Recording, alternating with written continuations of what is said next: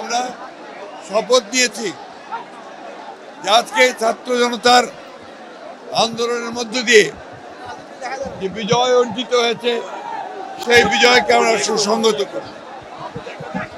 আমাদের নেত্রী দেশনেত্রী বেগম খালেদা জিয়ার মুক্তি হয়েছে। আমরা অন্যান্য নেতৃবর্গ যারা এই গণতান্ত্রিক আন্দোলনে বন্দী হয়েছে তাদের মুক্তি কিছু হয়েছে, কিছু বাকি আছে। আমরা সবগুলোই মুক্তির জন্য ব্যবস্থা করছি। আজকে যে অন্তর্বর্তীকালীন সরকার গঠিত হয়েছে নোবেল লরেট প্রফেসর ডক্টর ইউনূসের নেতৃত্বে, আমরা এই সরকারকে দলের পক্ষ থেকে আমরা অবশ্যই সর্বাত্মকরণে সমর্থন জানাচ্ছি।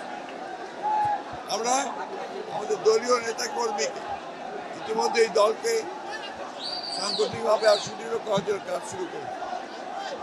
কিছু সংখ্যক ব্যক্তি আজকে ছাত্র জনতার এই বিজয়কে নস্যাৎ করে দেওয়ার জন্য ষড়যন্ত্র করছে, চক্রান্ত করছে।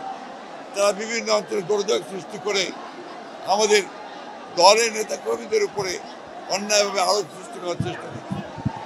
আমরা পরিষ্কার ভাষায় বলতে চাই, আমাদের দলের কোনো নেতাকর্মী কোনো রকম কোনো এই ধরনের ঘটনার সঙ্গে জড়িত নয়, কিন্তু আমরা চেষ্টা করছি আমরা এই যে গোলযোগ সৃষ্টি হচ্ছে সেগুলোকে বন্ধ করার জন্য।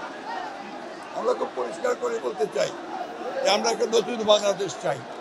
আমরা চাই একটা গণতান্ত্রিক বাংলাদেশ, সাম্য, মানবিক অধিকার, ন্যায় বিচারকে প্রতিষ্ঠিত করে আমরা এই নতুন বাংলাদেশ গঠন করতে চাই।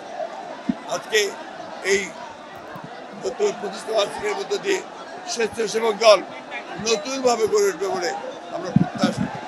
ধন্যবাদ।